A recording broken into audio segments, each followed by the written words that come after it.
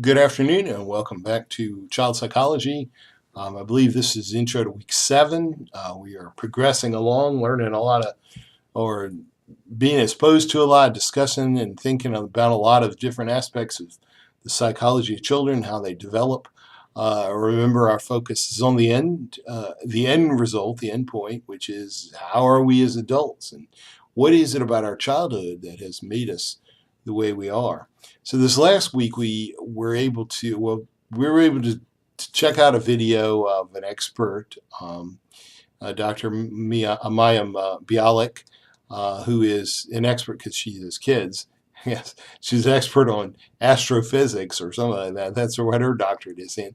But she has kids, and her kids are nice and stuff. So we might look to her sort of as a model, as maybe what she has to say. At least it has come forth through some life experiences.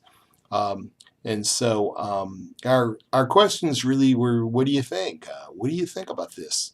What Dr. Bialik said, which might sort of run counter to the way that we were raised, the way our parents parented. And so this is the question. I think it's natural for us to believe, well, we turned out all right, so our parents must be doing something well.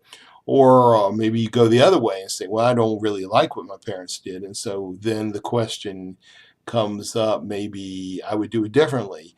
Here's the thing, though, because our parents have modeled these attitudes, these behaviors to us, when the rubber meets the road with our kids, we can kind of tend to fall back on those kinds of things.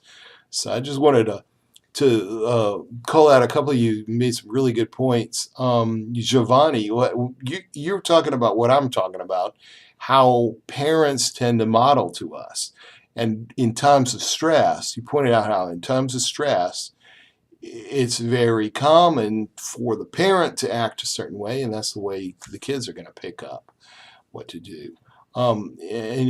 Consequently, just to call out some very specifics, Leo made a really good point about how it's sort of cruel. It's very cruel to take your children and compare them. But I think it is natural because, especially if they're the first kids, you don't know what kids are supposed to be like. You just remember yourself, and you probably remember how you were in a very sanitized version.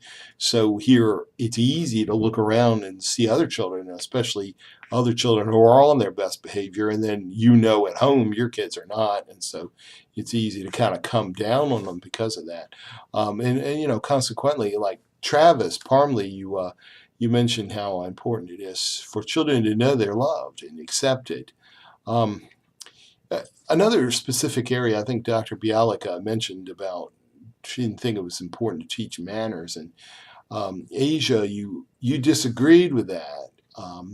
And I wonder if we can kind of find some middle ground there. Maybe it's not so much that we don't teach manners, but maybe the question is, how do we do it? Do we nag? Do we use what Dr. Bialik called narration?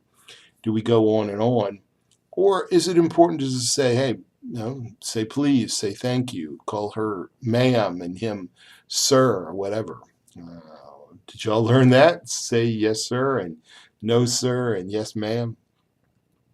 The question is, did we do that? There might be a lot of things that we call manners that maybe hundreds of years ago were not manners or were bad manners, and we consider them good manners or something like that.